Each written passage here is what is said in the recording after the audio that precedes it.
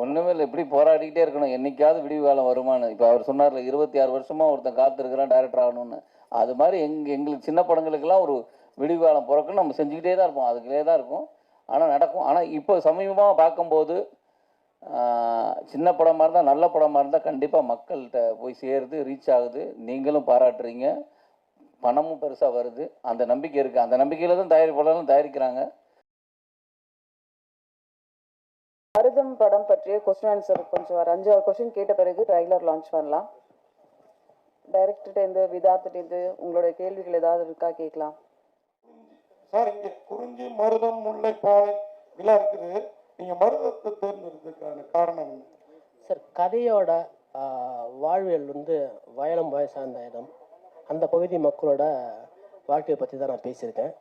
So அதனால் வந்து இந்த தலைப்பு சரியாக இருக்குன்னு எனக்கு தோணுச்சு. இதுக்கு முன்னாடி விவசாய படங்கள் நிறைய வந்திருந்தாலுமே ஏன் இந்த டைட்டில் பயன்படுத்தலன்னு எனக்கு தெரியல.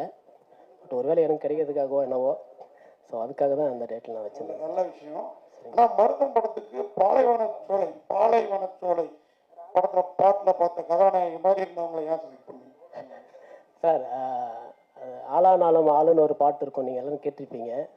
அதில் வந்து சுஹாசினி மேடம் இருப்பாங்க, எங்கள் சீனியர் தான். அவங்க அந்த மேடம் பக்கத்தில் ஒரு ஆர்டிஸ்ட் இருப்பாங்க, அவங்க யாருன்னு எனக்கு தெரியல. அந்த பாட்டில் ஒரு 2-3 க்ளோஸ்அப் வரும். அந்த க்ளோஸ்அப், அந்த பாட்டு எனக்கு ரொம்ப பிடிக்கும். அந்த பாட்டு அடிக்கடிக்கு பார்ப்பேன். அந்த பாட்டில் வந்து அந்த க்ளோஸ்அப் 2-3 ஷாட்டு தான் இருக்கும். அது இவங்கள பார்த்தாப்போ ஒரு சின்ன ரெசம்பிளன்ஸ் இருந்தது. அது எத்தனை பேருக்கு அது சரியாக படிச்சுன்னு எனக்கு தெரியல. ஸோ அந்த கேரக்டர் கரெக்டாக இருக்குன்னு எனக்கு தோணுச்சு. ஸோ அதனால தான் சூஸ் பண்ணேன் சார். இதான் சார் பேசும்போது சொன்னாரு, அரிய பெரிய சாதனைகள் ஏதோ செஞ்சாரு ஷூட்டிங் ஸ்பாட்ல. என்ன பண்ணீங்க ஷூட்டிங் ஸ்பாட்ல? கொஞ்சம் விளக்கமா சொல்லுங்க. அந்த அரிய பெரிய சாதனைகளை அவர்கிட்ட தான் கேட்கணும். நான் வழக்கமாக எப்படி இருந்தேன்னா அப்படி இருந்தேன். அவர் எந்த கண்ணாடி போட்டு பார்த்தாருன்னு தெரியல. வேலூர்லேயே பிறந்து வளர்ந்து அங்கிருந்து இங்கே சென்னைக்கு வந்தவன். நீங்கள் சொல்கிற மாதிரி எல்லாம் பார்த்தாக்கா வந்து வேலூர் ஏதோ வந்து வாழவே முடியாத ஒரு ஊர் மாதிரியும் சுட்டெரிக்கிற மாதிரியும் இருக்கு. நான் அங்கிருந்து தான் வந்தேன். நான் என்ன கருத்தா போயிருக்கேன் அது பாருங்க. அதுதான் நீங்களாம் அங்கே மக்கள் வாழத்தானே செய்கிறாங்க. இங்கேருந்து போயிட்டு எங்களால் இருக்க முடியலன்னு தான் சொன்னேன் தவிர அங்கே இருக்கவே முடியாதுன்னு சொல்லலை. நான் தான் வேஸ்ட்டாக போயிட்டேன். என்னால் அது தாங்க முடியல. ரொம்ப கஷ்டம், உண்மையாகவே சொல்கிறேன். உண்மையில ரொம்ப கஷ்டம். இதான் சார் நீங்கள் சொன்னீங்க ரொம்ப சிம்பிளாக எனக்கு கேவன் கூட தரலன்ட்டு. இப்போ வர நடிகர் எல்லாருமே வந்து கேரவன் இல்லாமல் ஷூட்டிங்கே போகிறது கிடையாது. நீங்கள் இது மாதிரி புதுசாக ஒரு ரூட் எடுத்து போயிட்டீங்கன்னா புதுசாக ஒரு ஹீரோக்ஸ் எல்லாம் பெரிய கஷ்டமாயிடாதா? எல்லாமே இது ரொம்ப கஷ்டம். ஆக்சுவலாக என்னென்னா, நான் கேட்டு அவங்க தரலன்னு சொல்ல, நான் கேட்கவே இல்லை. அவங்களும் உங்களுக்கு வேணுமான்னு கேட்கல. என்னென்னா இது ஒரு எனக்கு தெரிஞ்சிருச்சு, இந்த படம் வந்து ஒரு சின்னதாக தான் நடக்க போகுதுன்னு தெரிஞ்சிருச்சு. சரி, இதில் இருக்கிற தொகையை வந்து அதுக்கு யூஸ் ஆகுமே அப்படிங்கிறது தான், வேறு ஒன்றுமே கிடையாது. நான் கேட்டிருந்தா கொடுத்துருப்பாங்க கண்டிப்பாக. யூனிட்டில் மாட்டேன்னு சொல்லியிருக்க மாட்டாங்க. நான் கேட்கல. ஏன்னா அவங்க தெரியுது இல்லை, அவங்க படம் எப்படி எடுக்கிறாங்கன்னு ரொம்ப கிளியராக தெரியுது. சரி, அது ஏன் நம்ம போய் ப்ரெஷர் கொடுப்பானே அப்படிங்கிறதுனால தான் அது கேட்கல. இல்லை, நீங்கள் வந்து சினிமா ஆக்டர் மட்டும் ஹெல்ப் பண்ணல, நிறைய நான் பார்த்துருக்கேன். காமன் மேன் நிறைய மனிதர்கள் வந்து உதவுறாங்க. அதனால அந்த உதவி எடுக்கிறவங்களையும் நான் பார்த்துருக்கேன். நான் இப்போ இல்லை, ஆக்டர் ஆகிறதுக்கு முன்னாடி பெரும் மனசோட உதவி இருக்காங்க. அந்த இடத்துல அவங்க இருக்காங்க. அந்த இடத்துல போன போது இவங்களை தப்பாக பேசுகிறாங்க. இதுவும் நடக்குது சமூகத்தில். அது நடக்கத்தானே செய்யும். அது ஒன்றும் பண்ண முடியாது. இது உண்மையா பொய்யாங்கிறது மீறி எனக்கு உண்மையிலே ஒருத்தருக்கு நான் உதவணும்னு நினச்சா, நான் பிரதிபலன் சொல்கிறாங்கல்ல, வலது கைக்கு கொடுக்கறது இடது கைக்கு தெரியக்கூடாதுன்னு. அப்போ கொடுக்கறதுல வந்து அவங்க சொன்னா இது பண்ணான்னு அதை விட்டுருங்க, நம்ம செய்கிறபடி செஞ்சுட்டு போவோம். விதார் சார் ஹீரோயின் பேசும்போது சொன்னாங்க சீனியர் நடிகர்னு. நீங்க ஏதோ ஒரு பிளாக் அண்ட் ஒயிட் காலத்துல இருந்த மாதிரி பேசுறேன். அதுதான் சொல்றேன். நான் இல்லை, நான் அப்பயே சொல்லிட்டேன் சார்ட்ட, என்னை எப்படியே அனுப்பிச்சிருங்க, ரெடியா தான் இருக்கு அப்படின்னு.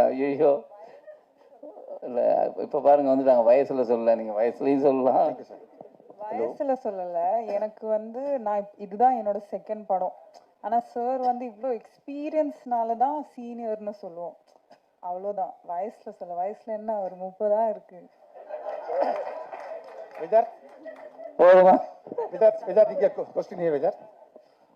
ரியலிஸ்டிக் போர்ட்ரேல் பண்றதுல ரொம்ப இப்போ இருக்கிற ஆர்டிஸ்ட்ல விரல விட்டு எண்ணக்கூடிய ஆர்டிஸ்ட் நீங்க நம்பர் 1ல இருக்கீங்க.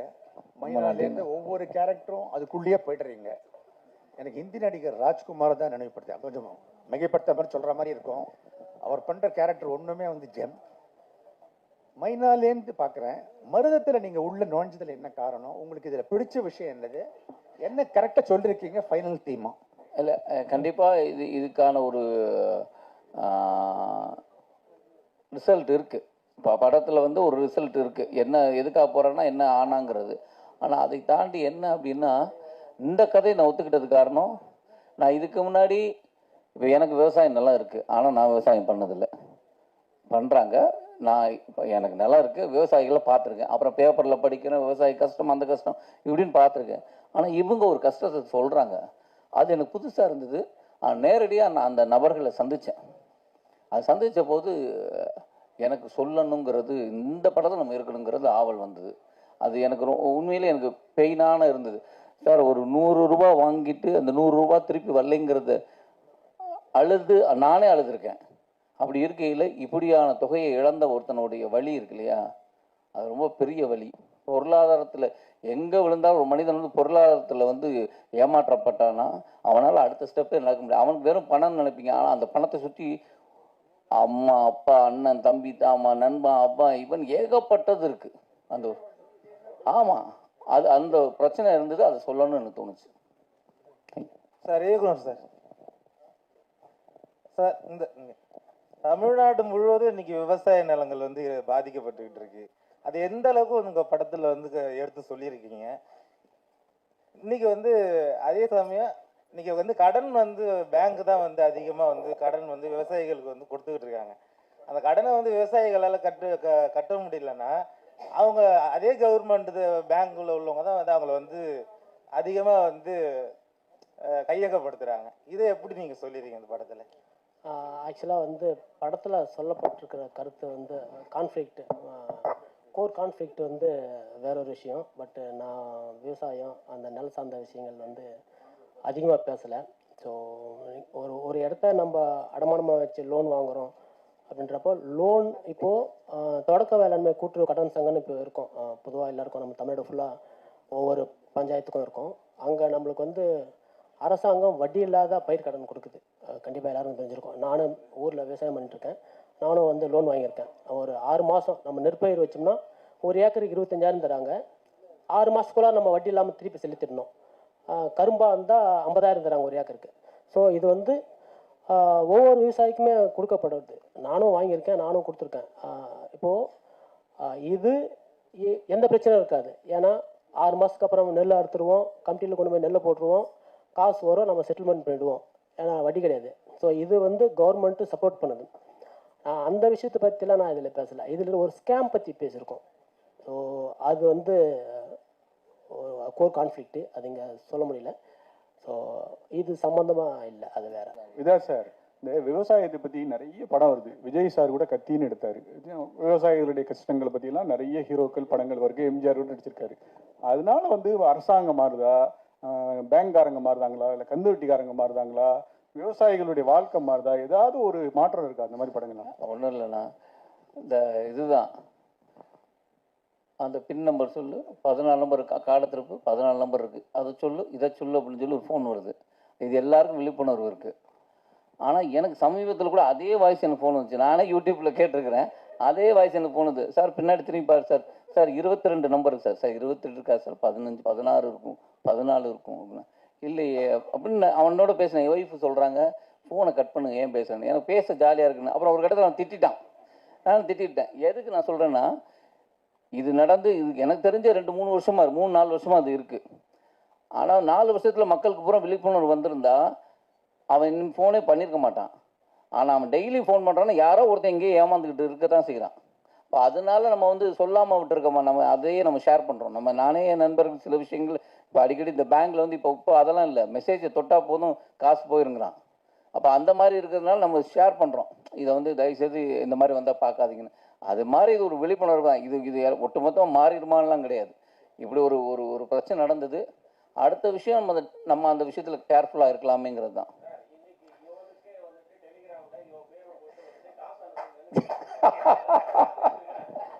சார் இதான் சார், அது மாதிரி இந்த மாதிரி படங்கள் வந்து பார்த்தீங்கன்னா ரகுநந்தன் சார்லாம் மியூசிக் அவ்வளோ பிரமாதம். பெரிய பெரிய டேலண்ட் சிட்டிசன் சரவண சுப்பையா எல்லாம் இந்த மாதிரி சேர்ந்து படம் பண்ணி அதை பார்த்து பார்த்து பண்ணுறீங்கன்னு இங்கேயே சொன்னாங்க.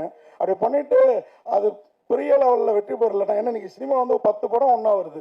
அந்த மாதிரி இருக்கிறப்போ உங்கள் மனநிலை எப்படி இருக்கும்? நீங்கள் என்ன அதுக்கு ஏதாவது ஒரு முயற்சி, ஏன்னா நீங்கள் இப்போ ஒரு ஸ்டேபிளான ஹீரோ ஆகிட்டீங்க மைனாவிலேருந்து இன்னைக்கு வரைக்கும். நான் கூட மைனா விதார்த்துங்கிறது மருதம் விதார்த்தா மாறுமான்னு பார்த்துட்டு இருக்கிறேன் நான். அதுக்கு என்ன முயற்சி, என்ன உங்களை திரைப்பட குழுவுக்கு என்ன உங்க பரிந்துரை? ஐயா ஒன்றுமே இல்லை, இப்படி போராடிக்கிட்டே இருக்கணும். என்னைக்காவது விடிவு காலம் வருமானு. இப்போ அவர் சொன்னார்ல 26 வருஷமா ஒருத்தன் காத்திருக்கிறான் டைரக்டர் ஆகணும்னு. அது மாதிரி எங்களுக்கு சின்ன படங்களுக்கெல்லாம் ஒரு விடிவு காலம் பிறக்குன்னு நம்ம செஞ்சுக்கிட்டே தான் இருப்போம், அதுக்குள்ளே தான் இருக்கும். ஆனால் நடக்கும். ஆனால் இப்போ சமீபமாக பார்க்கும்போது சின்ன படமாக இருந்தால், நல்ல படமாக இருந்தால் கண்டிப்பாக மக்கள்கிட்ட போய் சேருது, ரீச் ஆகுது. நீங்களும் பாராட்டுறீங்க, பணமும் பெருசாக வருது. அந்த நம்பிக்கை இருக்குது. அந்த நம்பிக்கையில் தான் தயாரிப்பாளர்களும் தயாரிக்கிறாங்க. நம்புவோம். நன்றி.